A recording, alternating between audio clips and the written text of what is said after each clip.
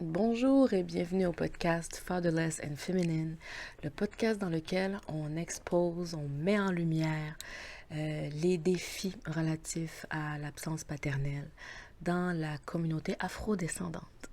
Alors, nous sommes ici dans la section de témoignages confidentiels, anonymes. Donc, j'ai offert l'opportunité aux auditrices, aux membres de la communauté de m'envoyer leur histoire, qu'elles souhaiteraient que je partage, que je lise à travers mon éloquence et ma sensibilité. Et voilà, j'ai ici avec moi le témoignage, l'histoire de Mademoiselle Célestine. Alors Célestine nous raconte. Ça va comme suit. Bonjour, je m'appelle Célestine. J'ai grandi avec l'amère certitude que mon père savait être un bon père, mais pas pour nous. Pas pour moi, ni pour mes frères et sœurs. Non. Mais pour les autres. Les autres, ce sont les nouveaux enfants. Ceux qu'il a eus avec ses autres femmes. Ces femmes qui l'aiment assez pour lui donner le rôle qu'il n'a jamais joué pour nous. Ces femmes qui postent des photos de famille avec lui au centre, riant, embrassant les gamins, les portant sur ses épaules, comme il n'a jamais fait pour nous. Et le pire, c'est qu'elles savent. Elles savent qu'on existe. Elles savent qu'avant elles, il y avait nous. Elles savent qu'il a déjà laissé des enfants derrière lui. Mais elles ne s'en soucient pas. Je me souviens de la première fois que j'ai vu son autre famille. J'étais adolescente. Et j'avais encore ce ridicule espoir qu'un jour, il reviendrait vers nous. Qu'un jour, il ferait l'effort. Puis, un jour, je suis tombée sur une photo. Lui, une femme à son bras et 2 enfants. Leur anniversaire. Un gâteau, des cadeaux, un sourire éclatant. Son sourire éclatant. J'ai ressenti un haut le cœur, une colère sourde, un dégoût profond. Parce qu'il savait comment être un père. Il en avait toujours été capable. Il choisissait juste qui méritait d'avoir un père et qui pouvait grandir sans. Et ces femmes, ces nouvelles compagnes, ces belles-mères improvisées, là, se prêtaient au jeu. Elle voyait nos noms s'afficher sur son téléphone et elle laissait sonner. Elle nous voyait passer devant elle et elle détournait les yeux. Elle nous effaçait de l'histoire qu'elle construisait avec lui. Pire encore, elles avaient l'audace de nous juger. « Oh, vous exagérez. Vous devriez lui laisser une chance. C'est votre père quand même. » Elle, qui dormait à ses côtés, qui voyait le genre d'homme qu'il était, osait nous faire la morale. Je ne les ai jamais appelées belles-mères. Pour moi, elles ne sont rien. Rien d'autre que des complices. Des femmes qui ont choisi d'ignorer la douleur tant que leur propre vie restait intacte. Elles peuvent bien continuer à lui tresser des lauriers. Moi, je sais qui il est vraiment. Et un jour, ces nouveaux enfants comprendront aussi. Ah, les belles-mères, les belles-mères. C'est souvent un conflit d'intérêts majeur.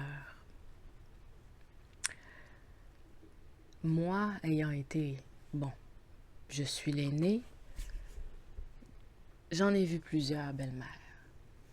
Et c'est une position assez particulière quand tu grandis avec tout ça. Et c'est jamais adressé. On s'attend à ce qu'on accepte, on s'attend à ce qu'on plie les chines et qu'on accepte la nouvelle réalité. Mais lorsqu'il y a une charge émotionnelle d'abandon dans tout ça, c'est difficile d'afficher un sourire, puis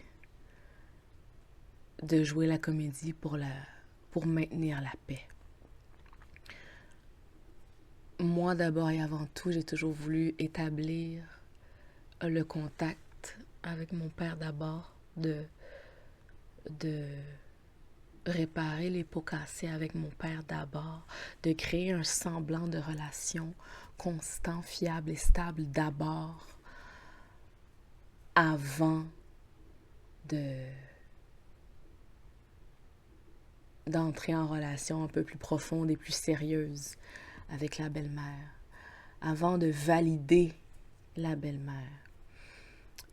Puis ça, c'est un processus que, de son côté, la belle-mère ne peut pas nécessairement comprendre, parce que c'est sûr, je comprends que la belle-mère veut se faire accepter, mais c'est de comprendre qu'il y a des obstacles qui la dépassent. Et si je fais un peu de pouce à cette histoire de belle-mère, il y a quelques années, j'avais perdu mon emploi. Et cette belle-mère-là, je crois en ses bonnes intentions, m'avait offert de venir travailler pour l'entreprise dans laquelle elle est directrice ou gestionnaire, bon, une position d'autorité. J'ai apprécié l'offre, cependant, je n'étais pas dans un état d'esprit où j'étais prête à me mettre dans une telle position. Surtout que je connaissais la personne depuis très peu de temps. C'est un conflit d'intérêts majeur. Et j'ai été capable de voir ça. Parce qu'il faut garder en tête, je veux avoir une relation avec mon père. Je ne pouvais pas, avec le caractère que j'ai, me mettre dans une position, voilà, une relation autorité en milieu de travail avec cette femme. Je comprends que le geste devait être bien intentionné, mais j'ai vu plus loin que d'avoir un gagne-pain. Parce que pour moi, les relations sont très importantes pour moi. L'atmosphère est très importante pour moi. Donc, ça aurait été tendu. Et je n'ai jamais été quelqu'un qui, par exemple, je me serais associée par intérêt avec la belle-mère pour tenter de me rapprocher de mon père. C'est pas comme ça que je fonctionne. Donc, mais bien sûr, on m'a jugée parce que j'ai refusé l'emploi. On m'a dit que je faisais du turlututu, que je suis de bougie, là. J'ai dit non, parce que les gens comprennent pas comment je vois les choses. Kanye West, tout le monde le traite de fou. But he thinks 5 steps ahead. Et ça m'a toujours servi. Donc, je suis pas en train de dénigrer personne, là. Je suis pas en train de dire que les gens sont des imbéciles, pas du tout. C'est juste que j'ai pu voir le portrait. Et moi, dans mes souliers, avec mon bagage émotionnel et mon besoin criard d'avoir tout d'abord une relation avec mon père, je n'étais pas prête d'être dans cette position-là, avec la dite belle-mère, avec laquelle j'avais aucun lien.